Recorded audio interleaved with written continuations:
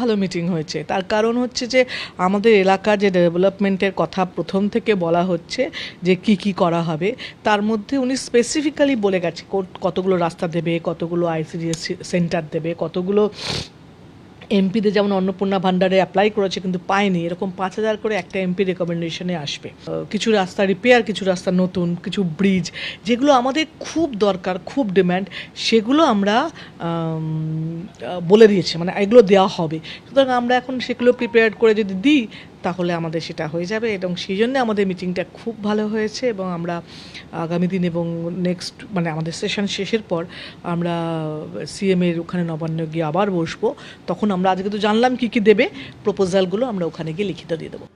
মুখ্যমন্ত্রীর সঙ্গে গতকাল এনসিপিআই সাংসদদের দুদফায় বৈঠক হলো এবং আসন্ন লোকসভার আসন পুনর্বিন্যাস যে বিল শীতকালীন অধিবেশনে আসতে চলেছে বলে মুখ্যমন্ত্রী তাদের জানিয়েছেন, এমনটাই জানা যাচ্ছে। এবং তা যদি হয় সেক্ষেত্রে পশ্চিমবঙ্গের আসন সংখ্যা লোকসভায় 42 থেকে বেড়ে হতে চলেছে 63, আরও 21টি আসন বাড়তে চলেছে। অর্থাৎ এনসিপিআই সাংসদরা তারা কিন্তু প্রয়োজনে এই এনডিএর শরিক হয়ে তারা ভোটে লড়তে পারবেন, সেই সুযোগ কিন্তু তাদের হাতে থাকছে। গতকাল বৈঠকের পর সুদীপ বন্দ্যোপাধ্যায় কি বললেন দেখুন। কথা প্রসঙ্গে এটাও জানলাম যে পশ্চিমবাংলায় লোকসভার আসন ডিলিমিটেশনের প্রসেসে 42টা থেকে বেড়ে 63 হয়ে যেতে পারে। এটা একটা প্রস্তাব ইতিমধ্যেই আরও কোথাও কোথাও বেরিয়েছে, কোন রাজ্যে কত হবে। তা এ সম্পর্কে একটা ধারণা সাংসদদের মধ্যে তৈরি হলো। সব দিক থেকে অত্যন্ত ফ্রুটফুল এবং অত্যন্ত পজিটিভ মিটিং যাকে বলে, সেই মিটিং এখানে হয়েছে। এদিকে গতকাল প্রধানমন্ত্রীর নেতৃত্বাধীন এনডিএর বৈঠকে অনুপস্থিত থেকে অস্বস্তি বাড়ালেন সংখ্যালঘু অধ্যুষিত মুর্শিদাবাদ জেলার এনসিপিআই এর 3 জন সাংসদ।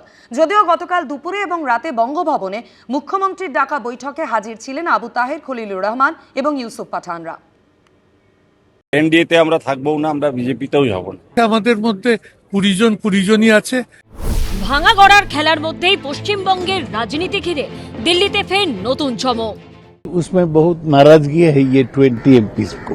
আমি কাল প্রধানমন্ত্রীর সঙ্গে দীর্ঘক্ষণ ছিলাম। সুদীপ একটা রাজনৈতিক জোচ্চোর। মঙ্গল মিলনে যখন ফের একবার কাছাকাছি এনসিপিআই এবং বিজেপি, তখন বৈঠকে অনুপস্থিত থেকে অস্বস্তি বাড়ালেন সংখ্যালঘু অধ্যুষিত মুর্শিদাবাদ জেলার এনসিপিআই এর 3 সাংসদ। মুর্শিদাবাদের সাংসদ আবু তাহের খান, জঙ্গিপুরের সাংসদ খলিলুর রহমান ও বহরমপুরের সাংসদ ইউসুফ পাঠান। এনডিএতে আমরা থাকবো না, আমরা বিজেপিতেও যাব না। আমাদের বিভিন্ন কাজকর্ম নিয়ে, বিভিন্ন এলাকার উন্নয়ন নিয়ে আমরা কোনোভাবেই কোনো মতেই বিজেপিও করব না, এনডিও করব না। এনডিএ রাজ্য মিটিং ছিল, আমরা যাইনি। 3 জন সাংসদই আমরা যাইনি। এনসিআই সাংসদ আবু তাহের যখন এই কথা বলছেন, তখন আরেক এনসিপিআই সাংসদ রচনা বন্দ্যোপাধ্যায়ের মুখে শোনা গেল অন্য কথা। We are supporters of NDA, so naturally we are part of NDA. তবে প্রধানমন্ত্রী নেতৃত্বাধীন বৈঠকে না গেলেও দুপুরে বঙ্গভবনে মুখ্যমন্ত্রী শুভেন্দু অধিকারীর বৈঠকে হাজির ছিলেন মুর্শিদাবাদের 3 সাংসদও। आप पता कर लीजिए, काउंट कर लीजिए ना, वो थोड़ा पिक्चर लोग उठाया ना डालेगा, काउंट कर लेना 1 2 3 4 5 करके। देखते रहिए, ये तो पहले झांकी है, अभी बहुत कुछ बाकी है। পুলিশকে দিকেই তো আজকে ভয় দেখাচ্ছে, এমএলএদের ভয় দেখাচ্ছে, এমপিদের পরিবারকে ভয় দেখাচ্ছে। কোথাও কোথাও আমি শুনেছি হয় বিজেপি যা বলবে সেই দলে চলুন, তা নাহলে জেলে চলুন।